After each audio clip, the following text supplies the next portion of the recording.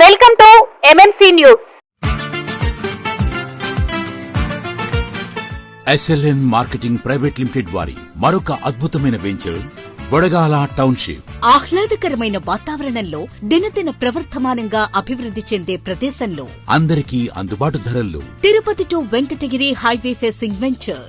ఆంజనేయపురం వద్ద అన్ని డెవలప్మెంట్స్ తో ఇప్పుడు మీకోసం వెలిసింది Bodagala township. Entrance arch and gate, electricity supply and street lights, open drainage system, layout around compound wall, avenue plantation, water connection for each plot, beautiful park area, children's play area and games. 3 years free maintenance తో Bodagala township మీకు స్వాగతం పలుకుతోంది. నిరంతరంగా అభివృద్ధి చెందుతున్న IIT, IISER, DRDO project మరియు 440 ఎకరాల TTD employees layout international airport కు దగ్గరగా Apache India company, CMR eco green private limited company మరియు మన్నవరం ప్రాజెక్టులకు కూతవేటు దూరంలో వెంకటగిరి టౌన్ కి అత్యంత సమీపంలో తక్షణమే ఇల్లు కట్టుకునే విధంగా టుడా అప్రూవల్స్ తో 100% వాస్తు కలిగి బొడగల టౌన్షిప్ మీకోసం సిద్ధంగా ఉంది. ఇవే కాకుండా 1 కోటి రూపాయల కస్టమర్స్ లక్కీ టిప్ ధమాకా కలదు. ప్రతి ప్లాట్ బుకింగ్ పై 10,000 రూపాయల నుంచి 50,000 రూపాయల లక్కీ డిప్. ప్రతి ప్లాట్ అగ్రిమెంట్ పై 20,000 నుండి 2 లక్షల రూపాయలు గెలుచుకునే అవకాశం. ప్రతి ప్లాట్ కు 10 రోజుల్లో పేమెంట్ కడితే రిజిస్ట్రేషన్ ఫ్రీ.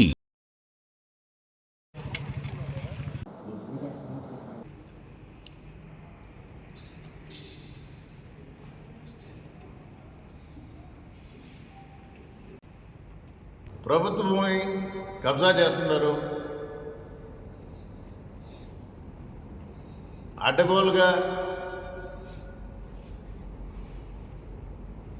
ఫ్రీగా ఇవ్వాల్సిన ఇసుక రేటు పెట్టి మరీ అమ్ముతుంటారు.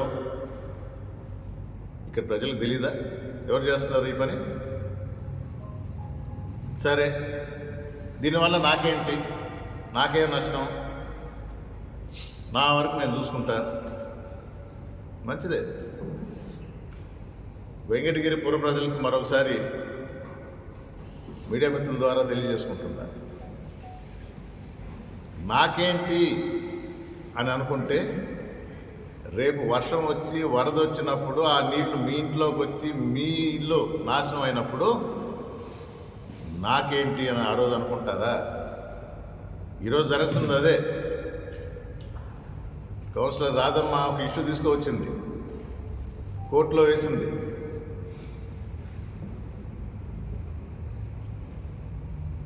కైవల్య నద, వెంకటగిరి వాగా, ఏదైనా కానీ వర్షం పడ్డప్పుడు నీళ్లు వస్తాయి, వర్షం లేనప్పుడు ఖాళీగా ఉంటుందని అంటే దాన్ని ఆక్యుపై చేస్తారా?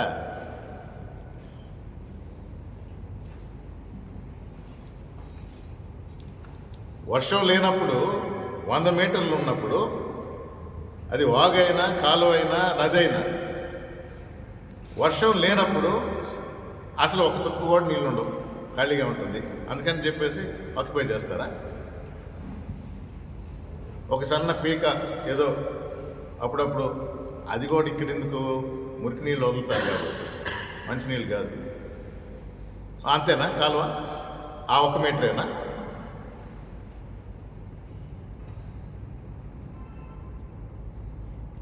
ఇరిగేషన్ డిపార్ట్మెంట్ ఇవ్వాల్సిన రిపోర్టు వాళ్ళు ఇస్తారు, తర్వాత బాధ్యత మున్సిపాలిటీ.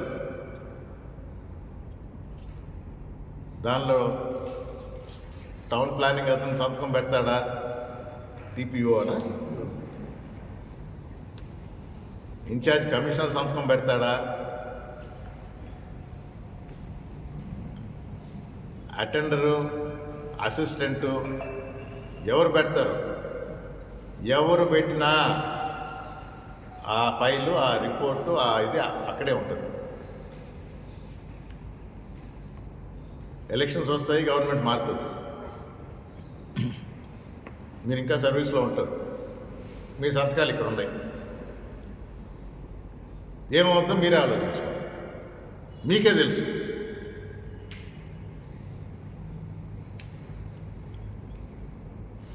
కట్టే వాళ్ళ గురించి కూడా చెప్తున్నాం. మొన్న ఇంకో సందర్భంలో మన ఎమ్మెల్యే రామకృష్ణ గారే చెప్పారు, ఎక్కడైనా మీరు వచ్చి మీ ఇష్టానుసారం బిల్డింగ్ కడితే పాల్గొట్టేస్తాము అని చెప్పాడా? అందరికీ అదే వర్తిస్తుంది, అందరికీ అదే వర్తిస్తుంది. హైదరాబాద్లో అంటే తెలంగాణలో హైడ్రాన్ పెట్టారు. మరి దాని ముఖ్య ఉద్దేశం ఇలా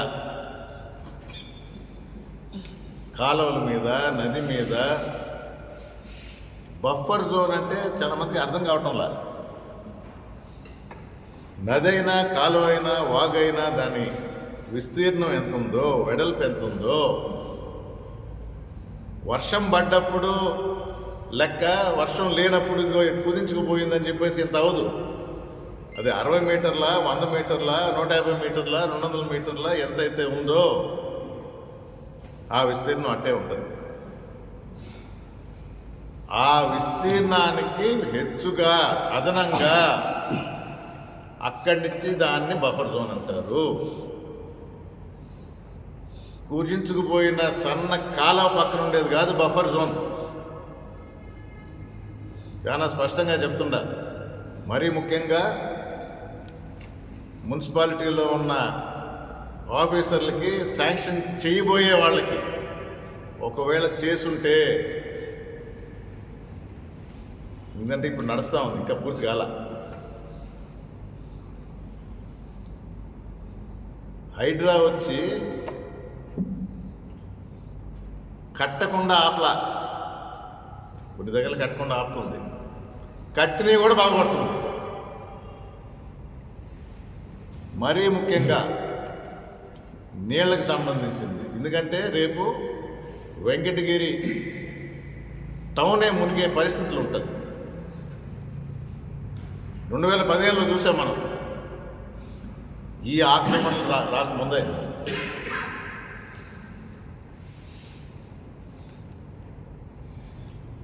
కొన్ని ఛానల్స్ కూడా చెప్తుంటాయి, రామ్ కుమార్ రెడ్డి అప్పుడప్పుడు నోరు తెరుస్తాడు, ఏమైనా కుమ్మక్కయ్యాడా. నేనే చెప్తుండా, ఆక్రమణకు గురైన ఏ బిల్డింగ్ అయినా రేపు గవర్నమెంట్ మారిన తర్వాత కూల్చేయటం తప్పకుండా జరుగుతుంది. దానిలో సంతకం పెట్టిన ప్రతి అధికారి జవాబుదారి అవుతాడు.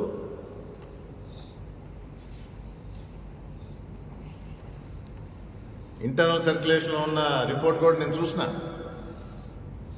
ఇరిగేషన్ వాళ్ళు మున్సిపాలిటీ మీద పెట్టేసి చేతులు కడుక్కున్నారు. ఇది వాగు, దీని బఫర్ జోన్ 9 మీటర్లు, దీని విస్తీర్ణం ఎంతని పెట్టలా. నువ్వు అక్కడ పోయేసి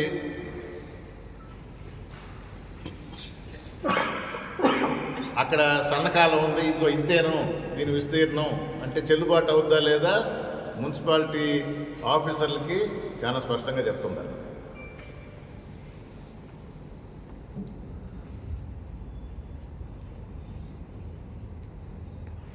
ఆ వాగు విస్తీర్ణం ఆ చిన్న కాలం అయితే అంత పెద్ద బ్రిడ్జ్ ఎందుకు కట్టారండి? ఎవరైనా ఆలోచిస్తే అర్థమవుతుంది కదా. కొత్త బ్రిడ్జ్ అన్నా మన కాలంలో కట్టారు. పాత బ్రిడ్జ్ ఎవరన్నా ఉన్నారా? పాత బ్రిడ్జ్ కట్టినప్పుడు బ్రిటిష్ కాలం ఆ పక్క ఏమంటే చెప్తానా, చపట అదే నది కాదు, వాగే. అక్కడి నుంచి వచ్చే కదా ఈ బ్రిడ్జ్ కింద వారేది. ఎంత విస్తీర్ణం, ఇక్కడెంత విస్తీర్ణం. ఆ వాగు విస్తీర్ణం ఎంత? ఆ వాగు విస్తీర్ణం దాటిన తర్వాత బఫర్ జోన్ అనేది వస్తుంది. బఫర్ జోన్ 9 మీటర్లు, ఎక్కడి నుంచి 9 మీటర్లు, ఏ పాయింట్ నుంచి 9 మీటర్లు? మున్సిపాలిటీ వాళ్ళే మా మాస్టర్ ప్లాన్లో కైవల్య నది అని అంటారు. మా మాస్టర్ ప్రకారం దీనికి 50 మీటర్స్ బఫర్ జోన్ అంటాడు. అది కూడా ఇచ్చినారు. కౌన్సిలర్ రాదమ్మా ఆర్టీఏ ద్వారా అడిగితే ఈ మున్సిపాలిటీయే ఇచ్చింది.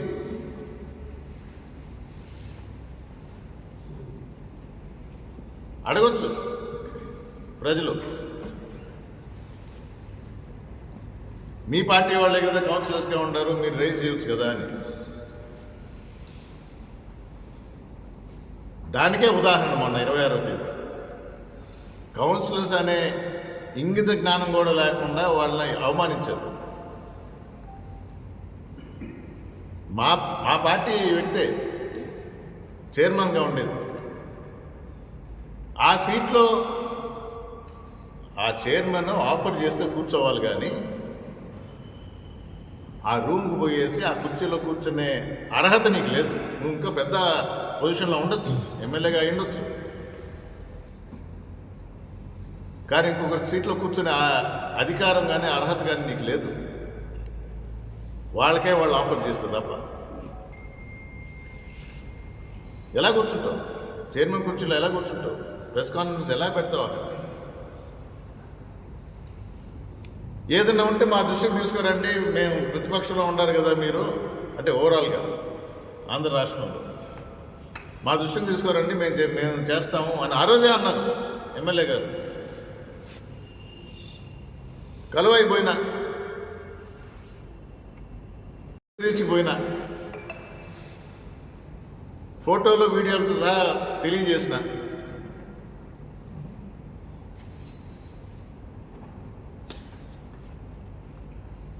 మేము వస్తున్నామని తెలిసి ఉన్న బండ్లన్నీ బయటికి పంపించారు.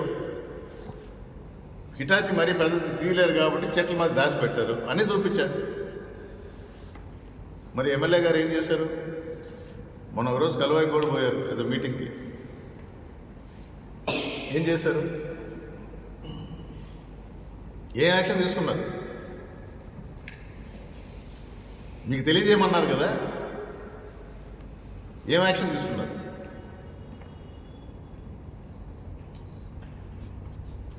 నది కాదు, ఇదే వాగు, బంగారుపేట బ్రిడ్జ్ దగ్గర అదే కదా. అక్కడ విస్తీర్ణం ఎంత? దాని బఫర్ జోన్ ఎంత? అక్కడ పర్మిషన్ ఎవరిచ్చారు? లేఅవుట్ జరుగుతుంది. రామకృష్ణ గారు మీడియా మిత్రుల ద్వారా మీకు తెలియజేస్తున్నారు, మున్సిపాలిటీ ఆఫీసర్లు అవకతవకలు పాల్పడుతున్నారు, మీరు వెంటనే యాక్షన్ తీసుకోండి వాళ్ళ మీద.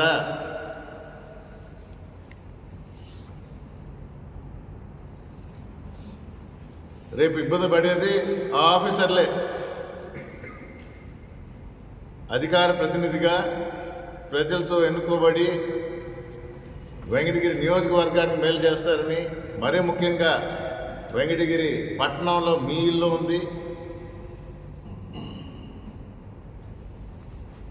ఇప్పుడు స్థానికత అనేది రాదేమో, నా ఇల్లు కూడా ఉంది, కానీ బయట అంటారు.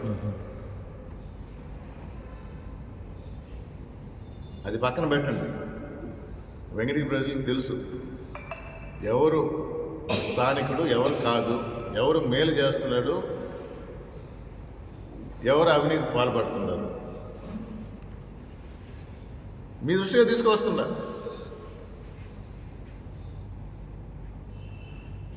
పిలవండి, మీకు అధికారం ఉంది కదా, పర్మిషన్ ఎవరిచ్చారో కనుక్కోండి, ఏం యాక్షన్ తీసుకుంటారో చూస్తా. సమయం ఇస్తాం, ఈసారి సైట్కే పోతాం.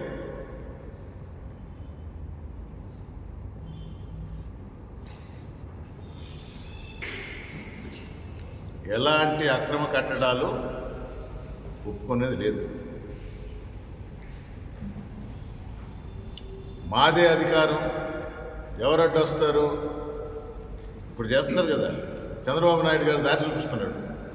ఒక ప్రోగ్రాం ఏదైనా చేస్తామంటే పోలీసులు వచ్చేసి అడ్డుపట్టడం, పరామర్శకు పోయినా కూడా పోలీసుతో ఆంక్షలు, అడ్డంకులు.